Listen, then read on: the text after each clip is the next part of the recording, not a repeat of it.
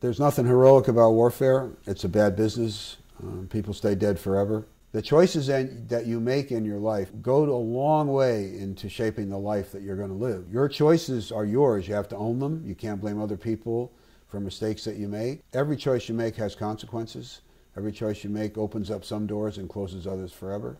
Every life that a person lives is a gift, and it can be taken from you at any time. Dennis Mannion, a retired English teacher, football coach, and veteran of the Vietnam War, has many lessons to teach.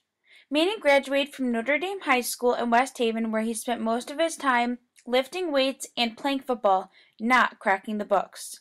During a short stint at the University of Notre Dame, he had fun but did not do well academically. I flunked out of Notre Dame in the spring of 1966. And my father, I know he was angry. I mean, that's a given. He was angry. He was also hurt.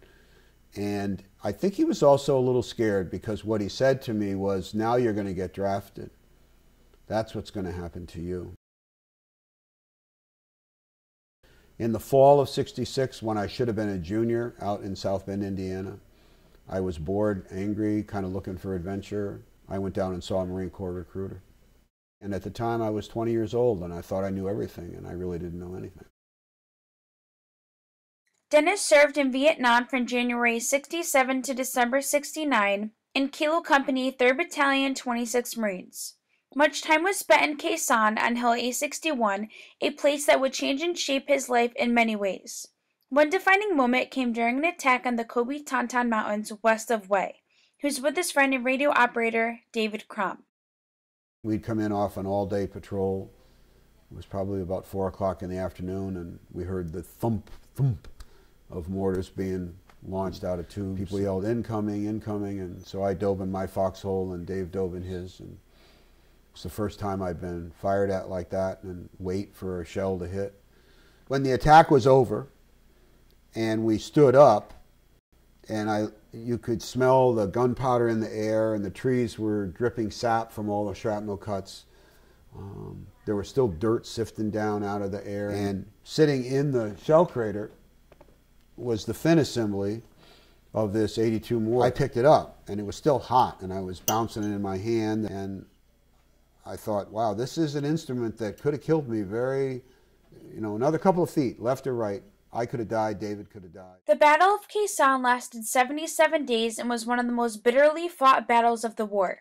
Dennis saw heavy fighting and lost many friends, but had no time to mourn in the chaos of combat.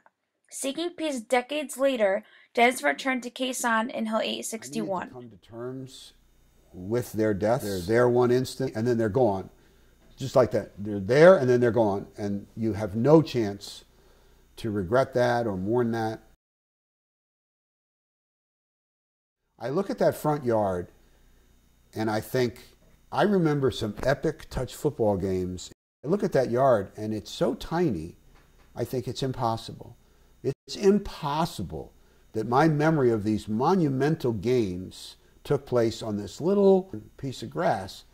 And exactly the same thing happened when I went to 861.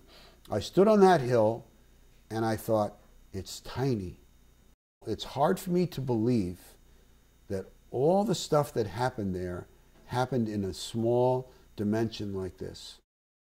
Dennis knows that even small things can have a big impact on our lives and change us forever. He now shares his lessons and reflections with students across Connecticut.